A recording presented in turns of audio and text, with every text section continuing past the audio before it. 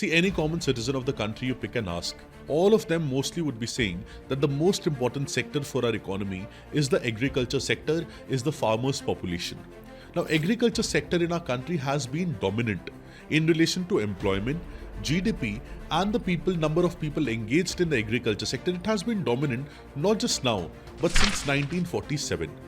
1947 onwards, one sector where we have focused a lot, where our focus was in the first 5-year plan and eventually the Green Revolution, which went on till 1990s, and even after that, when we saw Evergreen Revolution or different other types of revolution, agriculture sector has remained at the forefront. Now, inside agriculture sector, during Green Revolution, one very massive change which was introduced was introduction of chemical fertilizers into the agriculture. Now, these chemical fertilizers worked wonders for the agriculture sector, providing them with increased and enhanced productivity to the tune of 4x, 5x and sometimes 10x than the previous production as well. Which means chemical fertilizers have helped in fulfilling the food basket of our country to a very great extent. But one very big challenge is there in relation to this fertilizer sector of India. Much of the dominant fertilizers are the fertilizers which we usually import. So we have very heavily become dependent on fertilizer imports for the food production of our country. And the current government, it aims to reduce the consumption of 3 prominent fertilizers, that is urea, DAP and MOP, due to their heavy import reliance and due to heavy reliance on imports and heavy import bills, which is costing India dearly. Now, what are fertilizers on the first place? And what these fertilizers are all about? What are different kinds of fertilizers? How fertilizers help the crops? And what are viable options, alternative options available to reduce the dependency of these imports? All these things we'll be trying to understand in today's session, alongside different fertilizer subsidy which exist in our country. Hello, my name is Preetpal Singh and you are watching Perspective.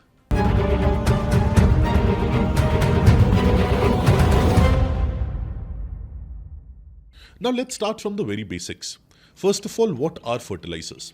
Now many of you would go to gym or many of you would exercise. Now while you go to gym or exercise, many times you would have seen individuals who go to gym having protein powder. Now protein is a macronutrient which is usually found in your food products, in your dietary requirements. But why do we have protein powder extra? Because when we go to gym, we require muscle recovery. And protein powder extra helps the muscles to build fast, to recover fast and eventually grow. In the same way, fertilizers are protein powders for the crops. Crops and the soil have necessary macronutrients and micronutrients which are essential for the crop to grow.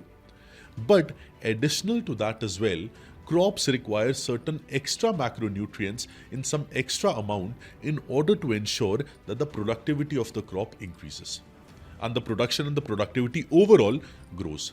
And that is where the fertilizer comes into play. Now, before Green Revolution, mostly the fertilizers which were used in India were biofertilizers. That is, organic manures, compost and different other organic fertilizers were used. But during Green Revolution, while introduction of HYV seeds, high yielding variety seeds, happened in our country, alongside this, chemical fertilizers were also introduced. Now, chemical fertilizers means the fertilizer including macronutrients which are made out of chemical compounds in the factories. These are chemical based fertilizers. But before we understand what are different types of fertilizers, we need to understand nutrients first. That what are the different nutrients which are required by the crops to grow rationally and to grow effectively. Now, crops for their ideal growth requires 2 types of nutrients. One is macronutrients, another is micronutrients. Now, macronutrients is further divided into 2. One is primary nutrients and one is secondary nutrients. Now, primary nutrients are 3 in number: nitrogen, phosphorus and potassium. Together we call it as NPK. These are the most important macronutrients which are required for the growth of crops. Other than 3, the secondary macronutrients are sulfur, calcium and magnesium. So sulfur, calcium, magnesium plus NPK, nitrogen, phosphorus, potassium, are the 6 macronutrients which are required by the crops. And other than that, there are certain micronutrients as well, which includes iron, zinc, copper, manganese, boron, etc., which are required by the crop to grow. Now, out of all these macro and micronutrients, three nutrients stand out, which are primary macronutrients. These are nitrogen, phosphorus, and potassium. And primarily, you will see that the fertilizers, most of the fertilizers used by the farmers, would be dominant in these three macronutrients only. That is either nitrogen or phosphorus or potassium. Now, on the basis of that, what are different type of fertilizers? Let us try to know that. So, first fertilizer, which is very important, is urea. You must have heard of the name of urea. Urea contains around 46% nitrogen. So, urea is dominant in nitrogen. Second fertilizer is diammonium phosphate, that is DAP. It is dominant in phosphorus and nitrogen. So it is 46% phosphorus and 18% nitrogen. That is diammonium phosphate. So first one is urea, second one is diammonium phosphate, and third one is muriate of potash, MOP. Now muriate of potash contains around 60% potassium, 60% potash. So it's dominant in potash. So these three fertilizers, urea, diammonium phosphate, and muriate of potash, are the three most popular fertilizers used in our country. But let us know some basic facts about them. Let us talk about urea first. So over 85% of the demand for urea is met domestically. That means 85%, around 85% of urea in our country which is used is produced domestically. So that thing is okay. But majority of this production requires liquefied natural gas, LNG. So basically the production of the urea in our country is very heavily dependent on imported LNG, imported liquefied natural gas, which usually we import from Qatar or US, UAE and Angola. So again, heavy dependence on import of LNG is there in case of urea. Now let's talk about the diammonium phosphate, DAP, which is very dominant in phosphorus. So diammonium phosphate is imported in the form of finished fertilizer. In the form of finished fertilizer, it is imported from Saudi Arabia, China, Morocco, Russia and Jordan. Now as well as not just finished fertilizer, so it is imported as rock phosphate either from Jordan or Morocco or Togo, Egypt and Algeria. Also sulfur comes from UAE, Qatar and Oman. And also intermediate chemicals like phosphoric acid comes to our country from Jordan, from Morocco, from Senegal and Tunisia. And ammonia, it comes from Saudi Arabia, Qatar, Oman and Indonesia. So again, it makes us understand that diammonium phosphate, which is ammonia plus phosphate, phosphorus plus ammonia, again heavy reliance on imports on all the countries which we discussed. So urea, very heavy reliance on LNG, which we import from different countries. Here also heavy reliance on raw material, on finished fertilizer and also on ammonia from abroad. That is DAP is also import dependent. And comes the third one, muriate of potash, which is very dominant in potassium. Now, muriate of potash is fully imported. These countries like Canada, Russia, Jordan, Turkmenistan, these countries we import muriate of potash from. So again, in muriate of potash as well, we are heavily import dependent. And that is what the government is aiming now. Government wants to reduce the import dependence of these chemical fertilizers into our country. So because if we are dependent, if the farmers of our country are dependent on import of these fertilizers, in a way, indirectly, our agriculture sector, which is so dear to us, which is so close to our economy, it also becomes heavily reliant on these fertilizer imports, which we definitely do not want, and which is why import substitution is required. But alongside this, there are several other reasons as well that why do we need to limit the usage of urea, DAP and MOP. One reason is to reduce the import dependence, to reduce our import bill and to ensure that we become self-sufficient. That is one reason. Another reason is that because of overusage of these chemicals as fertilizers, it has led to imbalance in nutrient application in the soil. And also the nutrient content of the soil, it has become imbalanced. So the ideal NPK ratio for the soil should be 4:2:1. But India's average to an extent is 10 is to 4 is to 1, which shows heavy reliance and overusage of urea. Because nitrogen is more, so overusage of urea in our country is very, very rampant. So all these three, urea, MOP, DAP, their usage needs to be discouraged, but only if we have a suitable, better alternative to replace these fertilizers. Otherwise, farmers won't be reducing the usage at all. Also, to solve the problem of this nutrient imbalance and to ensure balanced fertilization, this replacement is very much required, and also to ensure efficient utilization of resources in the country and efficient utilization of foreign exchange as well. This step is again a great step that we want to reduce the import of these urea, DAP and MOP. But the question is, what is an effective replacement, especially for these chemicals, especially for DAP, that is diammonium phosphate? Because DAP, if you see, in different forms, in forms of finished product, finished fertilizer, in form of raw material, in form of ammonia, we are importing from a lot of countries. If you see DAP. So what is the replacement, ideal replacement for DAP? Many experts suggest that ammonium phosphate sulfate, that is APS, might be a viable replacement for diammonium phosphate. Let's see how. Now let's talk about the nutrient composition of APS, ammonium phosphate sulfate. Now ammonium phosphate sulfate, it contains around 20% nitrogen, 20% phosphorus and 13% sulfur. It does not contain any potassium, so it contains 0% potassium.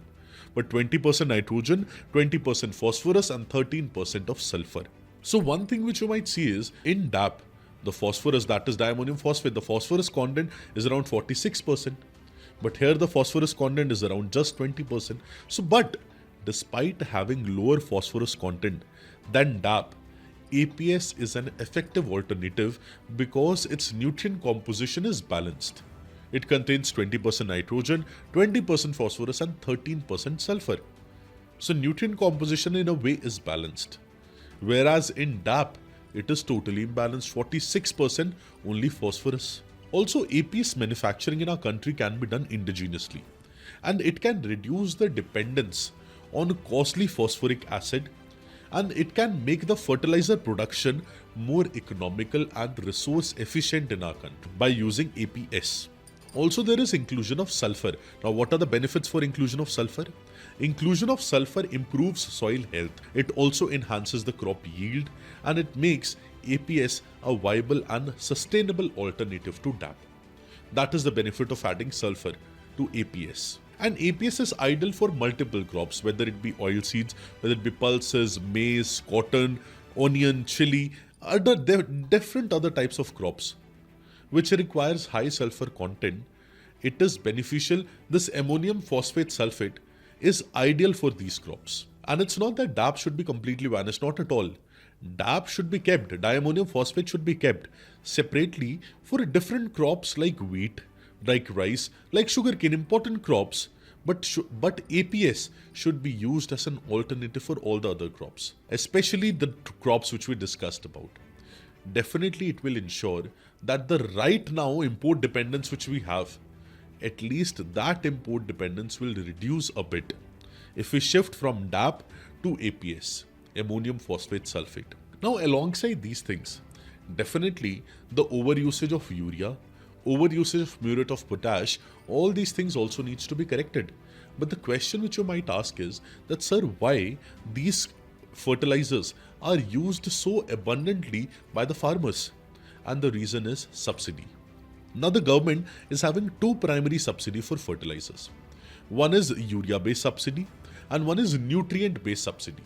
Now urea-based subsidy is very, very common, where the price of urea is directly fixed by the government itself. So under urea subsidy, urea is sold at a statutorily notified maximum retail price of urea. Farmers pay a subsidized price of 242 rupees per 45 kg of urea bag, which price is very low than the market price. But in that case, how the government provides the subsidy?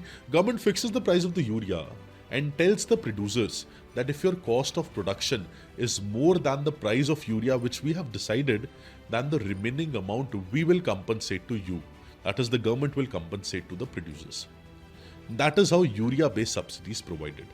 And second subsidy, prominent subsidy, is a nutrient-based subsidy. That is for other nutrients. On the basis of the nutrient content of a fertilizer, subsidy is provided by the government. In case of macronutrients and some micronutrients as well. So this nutrient-based subsidy, it was introduced in the year 2010. And it was to address the nutrient imbalance in Indian agriculture sector. That is why the government said that on the basis of the nutrient content which we want you to have, if you have that nutrient content in your fertilizer, we will provide you a subsidy. So government is not directly fixing the price, but indirectly impacting the price of the fertilizers in the market by giving subsidy to the producers. So indirect influence can be there in nutrient-based subsidy on the price. But in urea, the government is directly fixing the price, that is maximum retail price. See, on one hand, these subsidies are very important, especially for small and marginal farmers, which are 86% of the total farmers. So small and marginal farmers are 86% of the all farmers in our country, which means they need to be given subsidies, otherwise they won't be able to afford. But these subsidies makes the farmers habituated to using urea and other nutrient-based fertilizers. And once that habit develops, it is very difficult to find an alternative habit which will replace the previous habit of the farmers. Which is why this subsidy, one side it is helping the farmers, but on the other side, it has also led to over excessive usage of fertilizer, which has reduced the fertilizer response ratio and also the overall crop productivity and production. And the single reason is the reduction of soil fertility over a period of time. Because since Green Revolution it is being used and the soil is not replenished and over usage of fertilizer is there, in long term, the fertility of the soil, rather than going up, it goes down. And the soil starts to become barren. And that is what is happening in several regions of Punjab, Haryana, Western UP, Tamil Nadu, Andhra Pradesh and different regions of our country as well. So the solution and the way forward is definitely to rationalize the subsidy system of the country, to develop some alternatives like the APS for DAP, to develop certain alternatives which can help the farmers and which can help the country to reduce our import dependence, and which can also ensure balanced nutrient content of the soil. And also what we can do is promote the usage of micronutrients because they are also beneficial for the growth of crops. And eventually we have to improve nutrient use efficiency. And nutrient use efficiency can be enhanced by incorporating precision farming, better soil testing, and also to ensure the application of technologies and applying technology alongside fertilizers to make the production and productivity more effective and efficient. I hope you gained a new perspective from the session. Do let me know what are your views surrounding replacement and import substitution of urea, diammonium phosphate and muriate of potash. I'll be very happy to read your comments. All the very best and have a very beautiful day. Thank you.